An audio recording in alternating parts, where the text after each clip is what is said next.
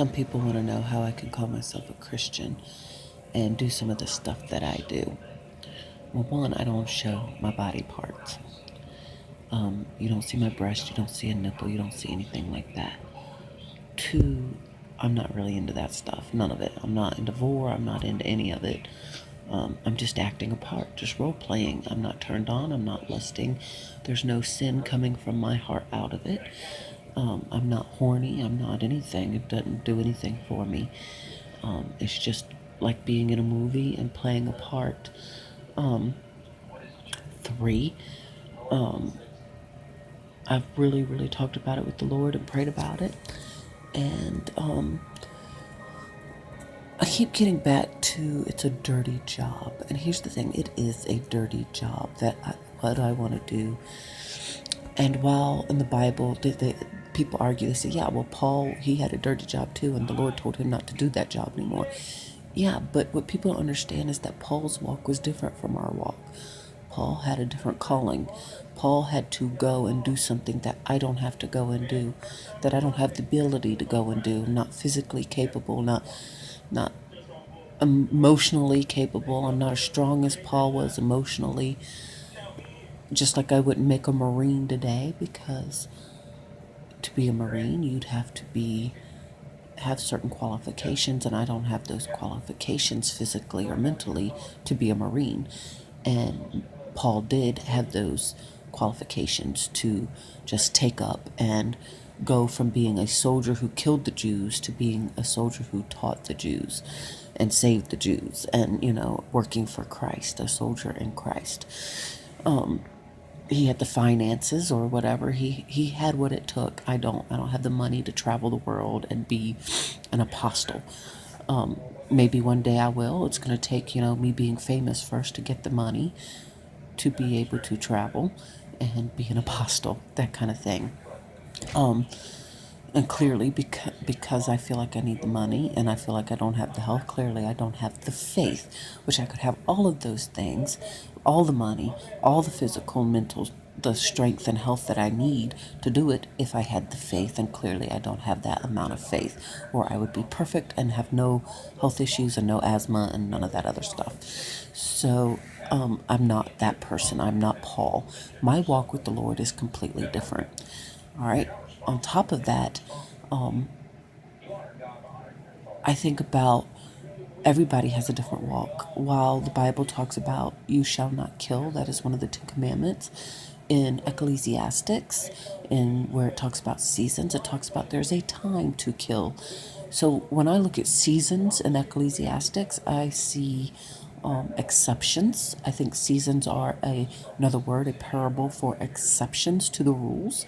And there are always exceptions to the rules. Your faith is an exception to the rule. You can move mountains, but the exception is you have to have the faith that it can be done to move that mountain. If you don't have any faith, or if you choose not to ask the Lord to help you move the mountain won't be moved.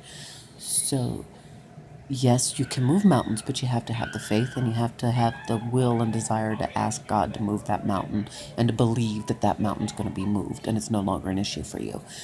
So there are exceptions to every rule. Every single thing that is in the Bible, there is an exception for it. You can heal, but only if you believe you can heal. You can have, the gift of tongues, but only if you believe you can have the gift of tongues. And if your faith isn't strong enough for it, you won't have that.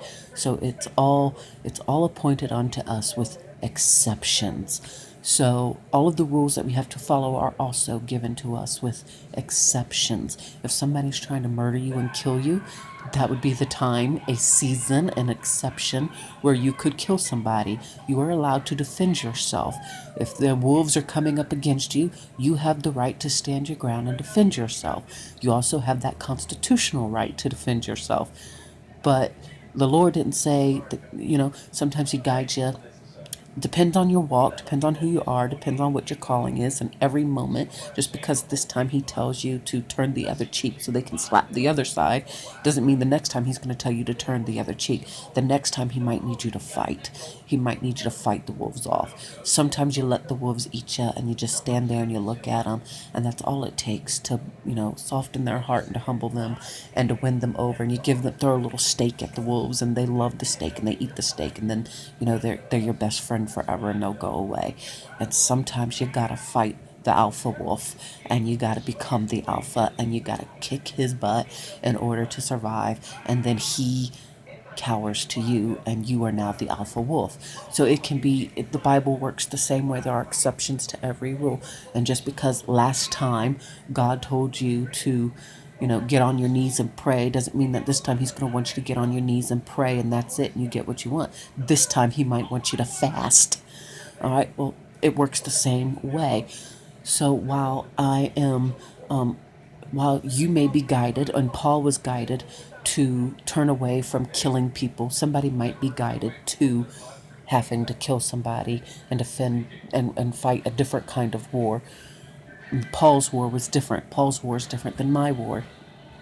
And when I pray about this with the Lord, I feel like I'm guided to this belief because there are a lot of Christians that are police officers and CIA agents. And I think, how could you be a CIA agent? How can you, lie, deceive, kill, and all these things that go with that territory of being a CIA agent or a police officer?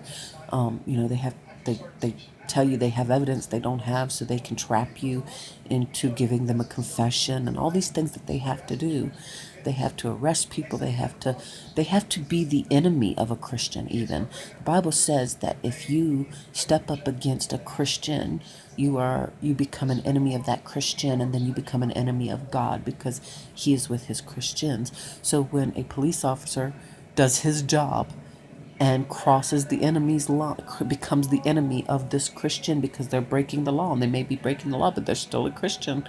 He's becoming an enemy of that Christian. He's becoming an enemy of God, but it's okay. The exception is he's the police officer. He's the authority. The Bible talks about respecting authority. You have to respect authority. That's the exception.